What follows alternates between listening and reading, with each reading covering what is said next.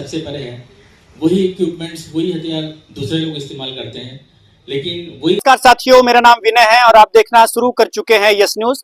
इस वक्त मैं हूं शहडोल में और यहाँ पर भारत विकास परिषद के द्वारा जो भूतपूर्व सैनिक है और वर्तमान में भी जो सैनिक कार्य कर रहे हैं उनके माता पिताओं के लिए सम्मान समारोह का आयोजन किया गया था। इस संबंध में बात करने के लिए हमारे साथ कुछ सैनिक आप देख पा रहे होंगे। तो सर, सबसे पहले तो स्वागत हमारे चैनल पर। मुझे नाम और थोड़ा परिचय बताया आप सभी का। ये भूतपूर्व सैनिक संगठन का मैं अध्यक्ष हूँ, जेपी गुप्ता। हमारे वरिष्ठ उपाध्यक्ष हैं आर्यन सिंह जी, सचिव हैं श्री विश्वकर्मा जी, विष्णु प्रसाद विश्वकर्मा जी, उपाध्यक्ष हैं केबी शुक्ला, ब्रह्मदेव सिंह चंदेल। इसके अलावा और भी बहुत से हमारे सब संगठन के साथी हैं। ये सब आज ये जो सम्मान समारोह का आयोजन किया गया, तो अनुभव कैसा रहा आपको, थोड़ा बताएं, क्या लग रहा है आपको? देखिए, एक बहुत छोटी सी बात पे मैं इसका उदाहरण दूंगा कि रास्ते अलग अलग हैं, ठिकाना तो एक है। सबका उद्देश्य है अपने देश का विकास करना, देश की उन्नति करना। भारत विकास परिषद भी उसी कार्य में लगा हुआ है। भारत की सेना भी देश के विकास के लिए, सुरक्षा के लिए लगी हुई है और भूतपूर्व सैनिक भी इसी कार्य में संगठन बना करके समाज के बीच में आए हुए हैं। अभी हमारे कलेक्टर साहब के साथ एक मीटिंग हुई थी, उन्होंने हमसे अनुरोध किया था कि आप लोग अब देश की सेवा करके यहाँ सोशल लाइफ में आ गए हैं, तो अब आप लोग भी समाज के प्रति कोई दायित्व का निर्वहन करें।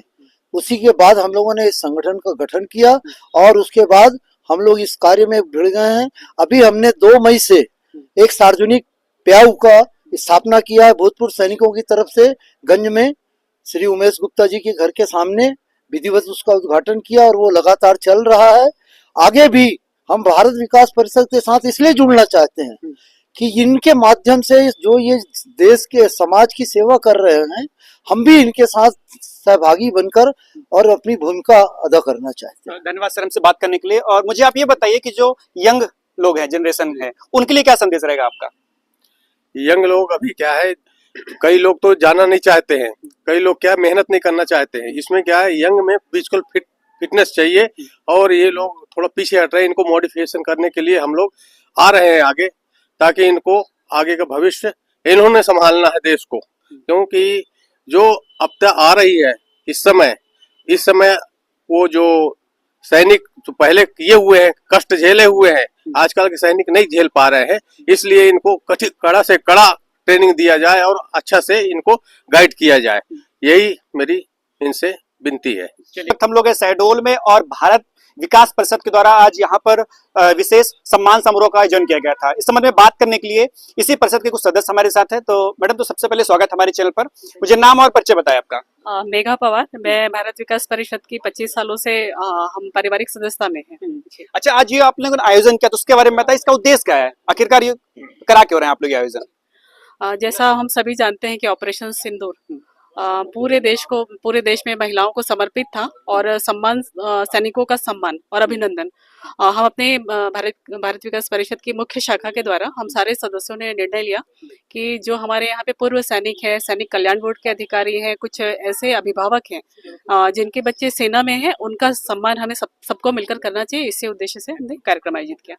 अच्छा, मुझे ये बताइए कि इस ऐसे जो कार्यक्रम आयोजन करा रहे हैं, इसके पीछे क्या संदेश देना चाहते हैं समाज को आप? समाज को यही संदेश देना चाहते हैं कि हमारे जो सैनिक हैं, हमें उनका बिल्कुल सम्मान करना चाहिए। हम जो अपने घरों में चैन की नींद सो रहे हैं, वो सब इन सैनिक बंधुओं की बदौलत सो रहे हैं। और नए जो बच्चे हैं उन्हें प्रोत्साहित करना चाहते हैं कि वह भी सेना में आगे बढ़ें और नए भारत के विकास में एक योगदान दें और अपने आप को फिट रखें। क्या कहना चाहिए, आगे चल के जो है हर सेना के तीनों जो है, जल थल और वायु, तीनों में वो अपना योगदान दें और भारत को बहुत अच्छे से बढ़ाएं और हमारी सुरक्षा करें, रक्षा करें। अच्छा, ये कार्यक्रम के दौरान हमने ये भी देखा कि न केवल आप जो सैनिकों को सम्मानित कर रहे थे, जो माता पिता थे, अभिभावक थे, उनको भी आप सम्मानित कर रहे हैं। तो ये विचार कैसा है, क्या कुछ कहना है इस पर आपका? ये कॉन्सेप्ट है कि हम आने वाली जो जनरेशन उनको जब बनाएं कि हम अपने बच्चों को भी सेना में भेजें और वो प्रोत्साहित हों। जैसे कि एक माँ बाप ने अपने 25 दिन 30 दिन बच्चों से बात नहीं कर पा रहे हैं, बच्चे यहाँ एक दिन आप बच्चों के बिना रह सकते हैं, 25 दिन बिना बच्चों के रह रहे हैं, बात कर रहे हैं। वो इकलौते बेटे को अपने भेजे हैं, तो कितना मतलब कलेजा सोच कर रखा होगा उस प्रोत्साहन के लिए आने वाली जनरेशन उसको देखे और समझे और सेना को में जाने के लिए प्रोत्साहित हो। अच्छा, देशभक्ति से जुड़े ऐसे कार्यक्रम आप लोग कराते रहते हैं कि हाँ, और कौन कौन से हैं वो बताएं। हमारे कार्यक्रम में रहते हैं देशभक्ति जैसे समूह गान जैसे बहुत सारे हमारे देशभक्ति रिलेटेड कार्यक्रम होते रहते हैं। चलिए, धन्यवाद सर हमसे बात करने के लिए।